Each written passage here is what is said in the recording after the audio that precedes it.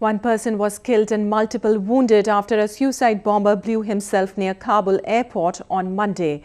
Taliban has claimed responsibility for the attack. The Taliban said the attack near the Hamid Karzai International Airport in Kabul was targeted on foreign forces convoy in the area. The attack comes barely 2 weeks after a major Taliban assault in the city. A suicide bomber walked up to a truck and detonated explosive he was wearing, said a police officer at the scene. The powerful explosion shattered the windows of nearby shops and also destroyed a minibus standing nearby.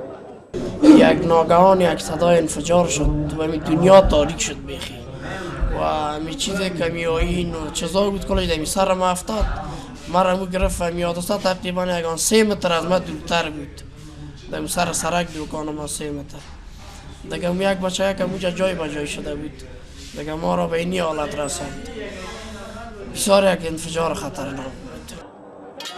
The head of Kabul police, Abdul Rahman Rahimi, said the attack in an overwhelmingly civilian area was purposely done to trigger fear among the locals. The blast comes even as Pakistan's Army Chief General Raheel Sharif visited Kabul on Sunday in a bid to prepare the ground for fresh peace talks between the Taliban and the Afghan government.